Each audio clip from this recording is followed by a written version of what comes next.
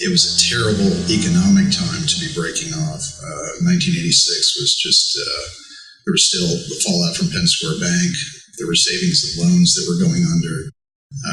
The oil and gas industry was faltering in a huge way all the way through the mid-'80s. So it wasn't the best time to break off.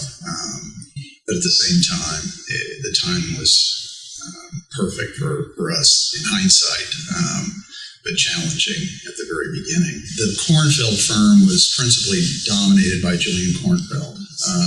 And our perception was that there was quite a bit of adversarial, I guess, conduct between the various partners.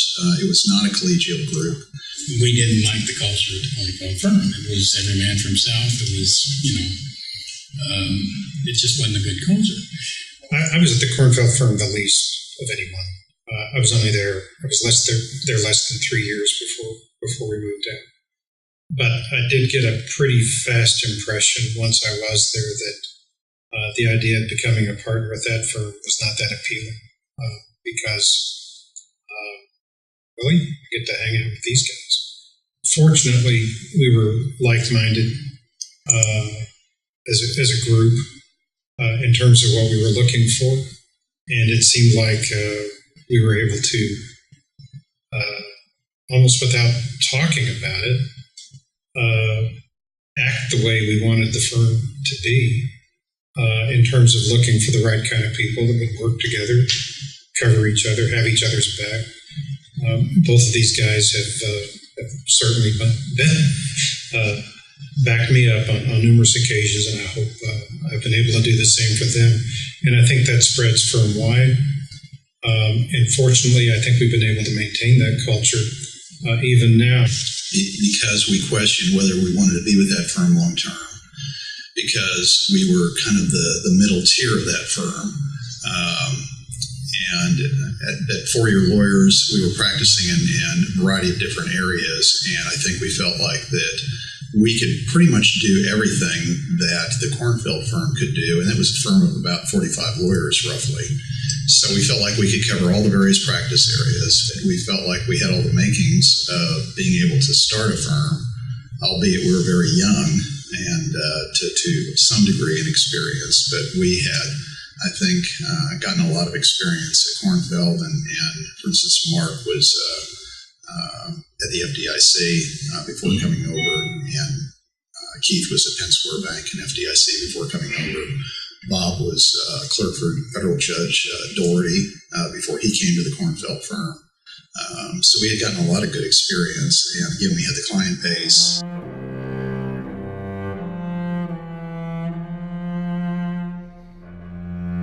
The next thing that probably occurred is we had a meeting at Keith McFall's house, Keith and Louise's house. I don't know if it was one night or one Sunday afternoon, but we got together to see if we had a situation where we could break off and start a firm. My recollection is that at that time, one of the clients that was driving that, when again we all had a client base, was Mark's client, Tinker Federal Credit Union, that we were doing quite a bit of work for. They had a subsidiary that was having a lot of commercial loan problems, and we had other ideas for Tinker too, because it's such a huge credit union as far as doing additional business for them. So we got together, we talked about, each one of the client base that each one of us had, and talked about Tinker quite a bit, what we might be able to do to develop even more business there. But I think we decided at the end of that meeting that it was still a bit premature, but we certainly got the ball rolling, and we just kind of, I think, agreed to talk further. We started the ball rolling of trying to find, financing. We had to have financing. We wanted to have financing where we didn't have to pledge our houses. I think we were pretty skeptical that we could find financing because we knew that we didn't have the cash to start it out completely on our own to buy equipment or to, guarantee that we would have the cash flow to pay people. Probably the client that made the ultimate decision of, I think we could do this. Was Pool Mortgage. I think it was another situation where, thank you, Julie, you you made it that much clearer for us that we can do this, because they really got mad at him. And so they came to Keith, I think it was Keith. It was Keith. Yeah, and said, we don't want to use him anymore, but we'd be happy to use you. We had a second meeting, again at Keith's house, and made the decision to make the move if we could, like Mark was talking about, if we could get the financing. I think individually we had our own opinions. Mine was, I didn't think we could get it, so because of the financial statements that we all had, which were nothing. But Mark can elaborate. We ended up getting the loan from Liberty Bank and Scott Hamilton, a young banker, much to my surprise. And I think Mark had known him from the FDIC. And he ended up back at a real bank. I ended up in a real job. And so I stayed in touch with him just enough to know what he was doing. And he admitted it was a reach. He knew he wasn't really getting any collateral out of the deal. But his belief was that between the five of us, we would make good. The ironic thing is, like we talked about earlier, is that Pool Mortgage was kind of that catalyst that got us back together to talk about it again. And then Pool Mortgage collapsed within a very short period of time. We're talking about, maybe 6 months or so. It could have been much worse starting out. But yeah, the idea of we were all in it together. And it was great when Bob finally made it over. And also when Kristen came. In January or February, we were really clicking, and we were looking for help before too terribly. I think the Bolin case rolled in the summer, wasn't it, of '87? Yeah, or spring, late spring. And we, like you said, we had steady work, but all at once something came in that was just massive. That required litigation, bankruptcy, and Mel and I had lots to do in that case. And actually, Mark, too, because we also had a transaction element to it. Bolin was the Mercedes-Benz dealership here in Oklahoma City. It was Frank Bolin that we had as a client dealing with that situation. But so, yeah, there was always plenty of work, maybe even more work than the times we could handle. And we seemed to always be looking for help.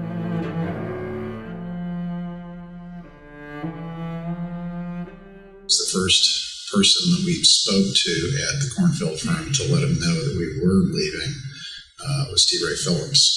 And we did that as a group. We met with T. Ray in a conference room right next to his office.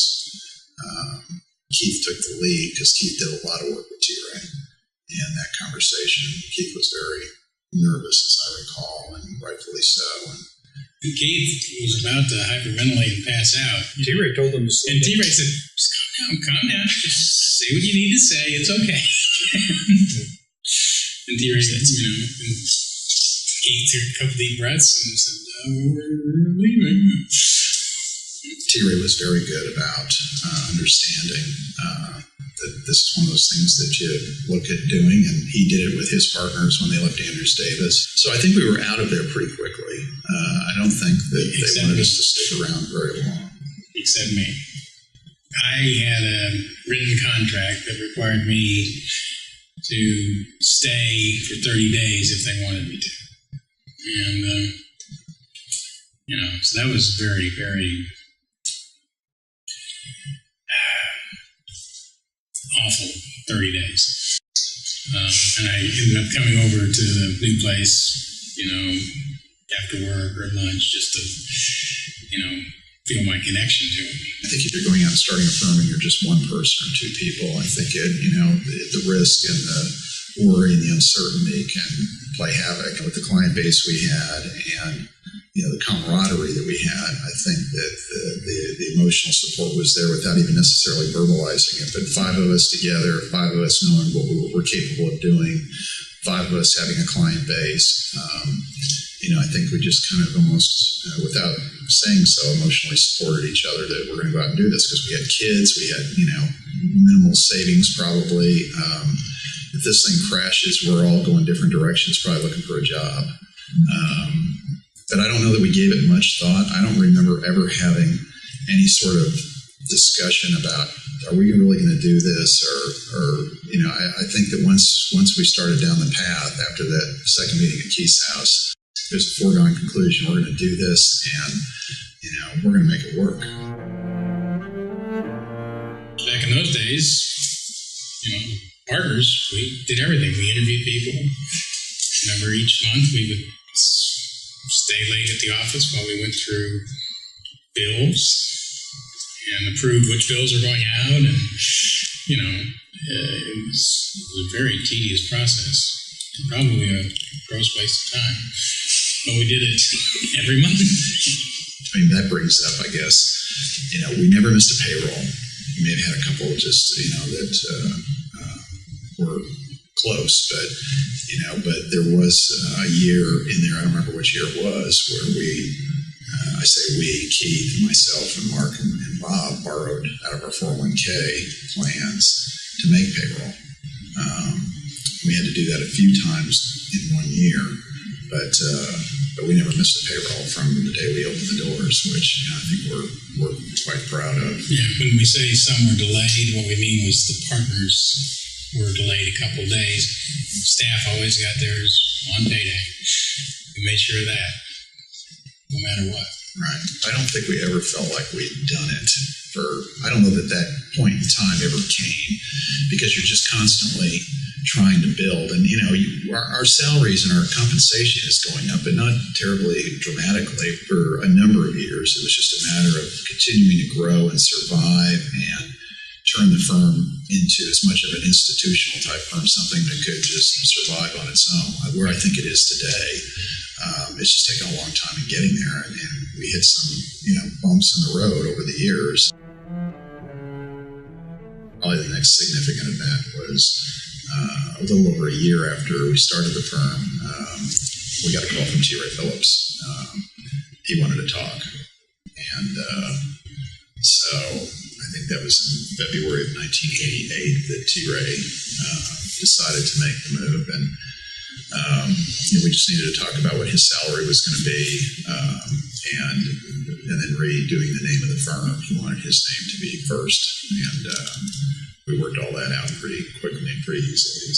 Yeah, we were all happy that T. Ray was coming. We literally wanted him to come with us because he was one of the partners at the firm that we all respected, liked. We were growing in that year before T. Ray. Now, when T. Ray came on, we had to bring on a lot more people.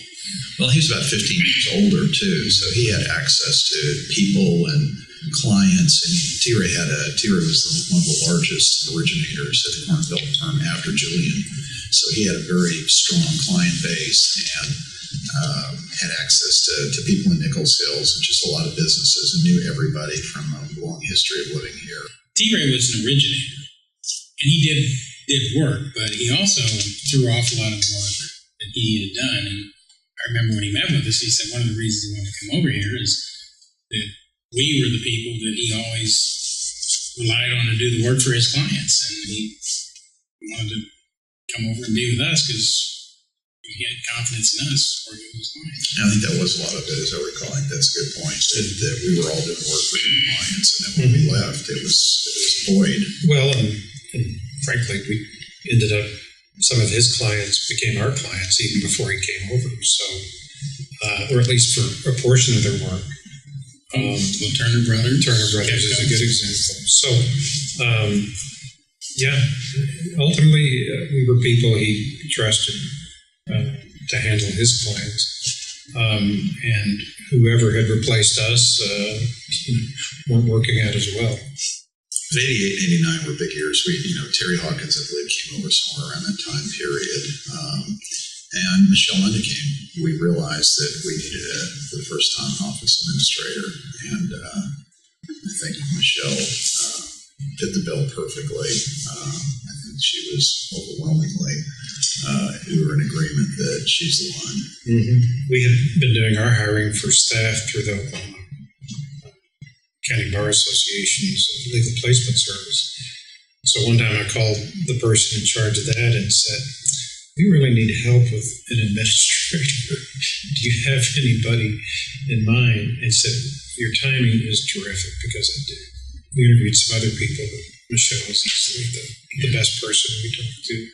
And obviously, we've been extremely fortunate to have had her with us as long as we have, because she's been here all but the first 2 years. In 1989, another event was we had our first retreat, which was at the Golden Nugget in Las Vegas. And, of course, there were only 5 of us at that time. Kristen had left the firm at that point. And so the 5 of us had our first retreat and first meeting. That first meeting took place in T. Ray's room, with some people sitting on chairs and couple of people, I think, sitting on a bed. And at least one person napping on the bed. Well, eventually. You can only guess who that was. I'd been busy on the previous night, but it was that meeting that I don't remember everything that was discussed, but one of the things that was discussed was Jim McCaffrey, and his firm was McCaffrey and Heselton, and Fred Miller was with that firm. And T. Ray had brought up talking to Jim before about maybe doing a merger, and maybe he had done that a couple of times, but nothing had occurred, and we pushed pretty hard this time for him to go talk to Jim. Jim had a unique practice area, consumer financial services, and would add a new dimension to our firm. So we pushed that, and he went and talked to him this time, and eventually, and it didn't take too long, I don't think, to where we had some serious discussions, and it helped, again, with the client type situation. You know, how we started the firm. Well, McCaffrey had a client, a subsidiary of Metropolitan Life Insurance Company, that was having some significant issues and problems dealing with a auto loan portfolio worth about, I think at that time was around $75 million or so, that was in real trouble. And the general counsel for that subsidiary was out of Atlanta, Georgia, and they were interested in hiring Jim, but Jim didn't have the resources to handle that much work. And so Jim said, well, wait a minute, there's a firm I'm looking at merging with. And they said, well, if you're going to have more resources, then we'd be interested in talking. And they came up and interviewed the firm and Jim. And I think that at that point, we hadn't actually formalized the merger, but we ended up getting the Metropolitan Life business, and it was a tremendous amount of work for a lot of us over several years, and I think that was the first real client that took us to a different level. It allowed us to hire more people, and it was just a great client to have. We were billing quite a bit and traveling quite a bit, and it was just real interesting work, and having contact with people in Georgia and the contact with MetLife in New York City. So and we're still young lawyers at the time. You know, we're just basically, 4 of us or so are 7 years out of school.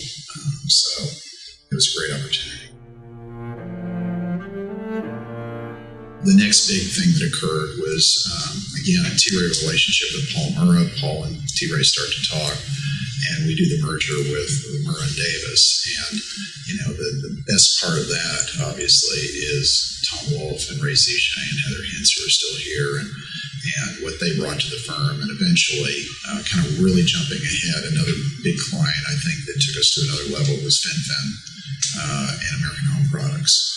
Now that's quite a few years later, but you're just, as you're adding people and you're trying to grow and you're investing back in your business, you just keep doing it until you do get to a point where I think, more or less we are today, but it's taken a lot of time and effort to get there. After the Murrah and Davis merger, there have been, many attorneys that have joined the firm that are partners today that have contributed greatly to firm success. Trying to name each one without leaving anybody out is problematic, but I think everybody knows who's contributed greatly to where we are today. We certainly got the ball rolling, but it's only really through the sacrifices and dedication and contributions of so many attorneys, so many of the partners that we have here today that have contributed to making us who we are today. And most importantly, the culture that we have here, kind of coming full circle. We thought that if we went out and started our own firm, that we could, starting at the partner level, create the culture that Kornfeld did not have, that we wanted to have, which is more of a reflection we felt of our own personalities. And so we've really driven home over the years the kind of culture that the collegiality that I think we have here today, that's continuing through every partner that's ever been brought in. That's, I think, the most important element is how do we get along with them? How much do we like them? They have to be good lawyers, obviously, but I think that personalities are extremely important based upon our own experience. We've been able to build a culture of we're all in this together, and and we've tried to maintain that. It's like Mel said, they have to be good lawyers, but if they want to be a partner, you got to be more than a good lawyer. Well, in our summer club programs, there's always such an emphasis on not are we only getting capable, talented new lawyers, but are they going to fit in? Are they somebody that is really a potential long-term person for us? And so we've maintained that. So unwittingly or not, that's where we are. And I think the proof is it's worked out very well. I think that we've created that culture here, and hopefully that culture lives on for many, many, many years to come.